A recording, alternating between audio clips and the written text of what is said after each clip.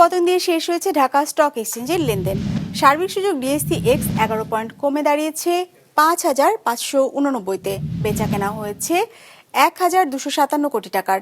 লেনদেনে অংশ নেওয়া প্রতিষ্ঠানগুলোর মধ্যে দর বেড়েছে 153টির, কমেছে 218টির, আর অপরিবর্তিত আছে 26টির দর।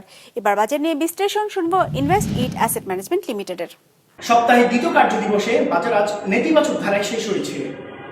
গত 3 কার্যদিবসে বাজার 7.1% বৃদ্ধি পাওয়ার পর আজ 0.2% হ্রাস পেয়েছে। দিনের শুরুতে বাজার ঊর্ধ্বমুখী ধারায় শুরু হলেও প্রায় দিনের পুরোটা সময় জুড়ে বাজারে আজ সেল প্রেসার লক্ষ্য করা গেছে। আজ দর বৃদ্ধির বিপরীতে দর হ্রাসের কোম্পানির সংখ্যা প্রায় 1.5 গুণের মতো ছিল। আজ টেলিকম সেক্টর, সিমেন্ট সেক্টর এবং টেক্সটাইল সেক্টরে সবচেয়ে বেশি পরিমাণ সেল প্রেসার লক্ষ্য করা গেছে। মার্কেট টার্নওভার আজ গত কার্যদিবসের তুলনায় 1.4% হ্রাস পেয়েছে।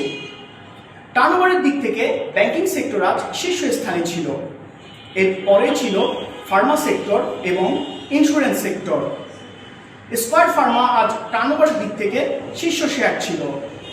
আজ সবচেয়ে বেশি পরিমাণে দর বৃদ্ধি পেয়েছে দ্য প্রিমিয়ার ব্যাংক পিএলসি, যেখানে সর্বোচ্চ দর হ্রাস পেয়েছে আইসিবি ইসলামী ব্যাংক লিমিটেড।